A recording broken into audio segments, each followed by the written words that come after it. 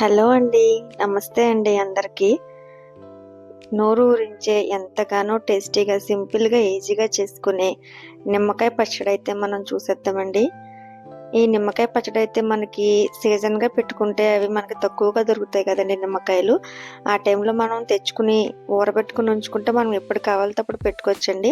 ముందుగా నిమ్మకాయలు తెచ్చుకొని శుభ్రంగా కడుక్కొని ఒక 50 కాయలు తెచ్చుకున్నామంటే మనం దాన్ని సగం సగంగా అంటే 25, 25 కాయల కింద డివైడ్ చేసుకొని శుభ్రంగా కడుక్కొని 4 ముక్కల కింద కోసుకోవాలండి. ఇలా వీడియోలో చూపించినట్టు 4 ముక్కల కింద కోసుకొని ఆ మిగతా 25 కాయలనైతే మనం రసం పిండుకోవడానికి పక్కన పెట్టుకోవాలన్నమాట.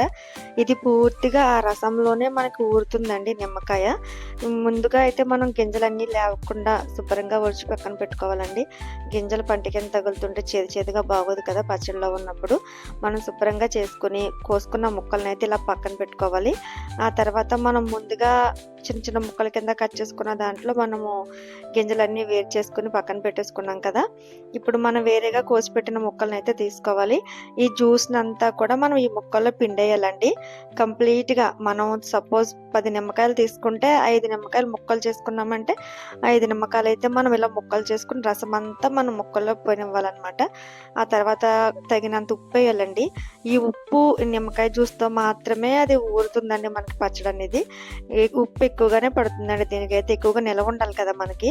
కాబట్టి ఉప్పు ఎక్కువగానే పడుతుంది. కొంచెం చూసుకుని ఉప్పు అయ్యి వేసుకోవాలండి. నిమ్మకాయలో పులుపు ఎక్కువగా ఉంటుంది కాబట్టి మనం చూసుకోవాలి. దాంట్లో పసుపు కూడా వేసేసి బాగా నొక్కి వత్తాలండి. ముక్కల్లో ఉన్న రసం కూడా కొంచెం కొంచెంగా అంటే మరీ ఒత్తేయకూడదు. కొంచెం కొంచెంగా వత్తాలన్నమాట.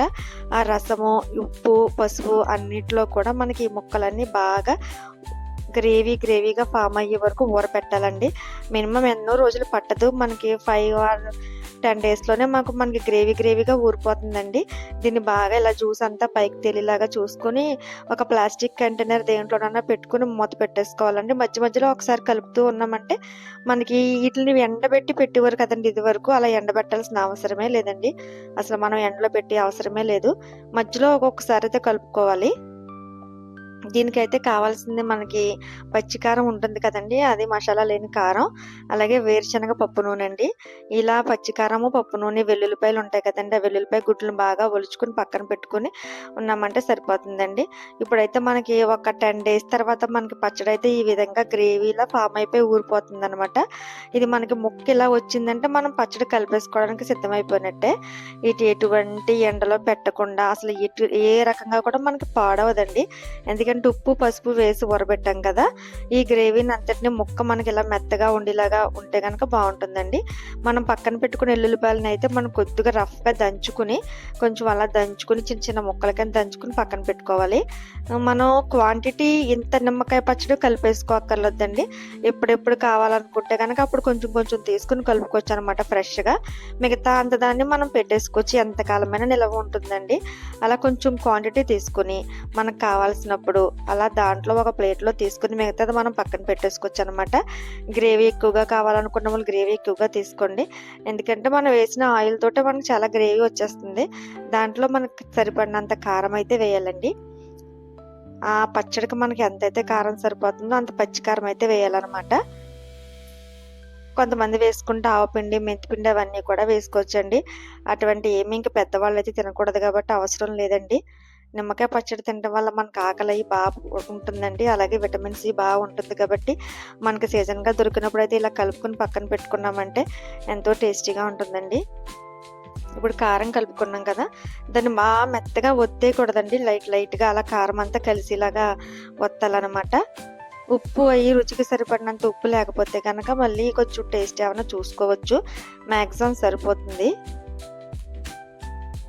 కారం కలిపిన తర్వాత మనం ఆయిల్ తీసుకొని ఆయిల్‌ని కూడా దీంట్లో యాడ్ చేసి కొంచెం అలా మెదుపుకోవాలండి.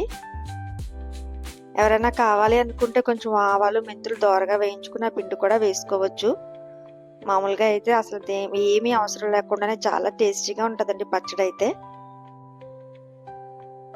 కొంచెం ఆయిల్ కూడా మనం యాడ్ చేసుకుని మళ్ళీ ఇంకొకసారి అయితే మనం మొత్తం ఒత్తుకోవాలండి. ఎల్లుల్లిపాయలు మనం దంచి వేయడం వల్ల ఎల్లుల్లిపాయ ఉన్న ఫ్లేవర్ కూడా చాలా బాగా తెలుస్తుందండి. ఒక్కసారి అయితే ట్రై చేసి చూడండి. మనకి నిమ్మకాయలు ఇంత అమౌంట్తోనే పెట్టుకోవాలని ఏమీ లేదు. కొన్ని నిమ్మకాయలు ఉన్నప్పుడు కూడా మనం ఇలా వేస్ట్ అవ్వకుండా కొన్ని పిండుకుని కొన్ని అలా అందులో కలుపుకొని పెట్టుకున్నా చాలా చాలా బాగుంటుంది.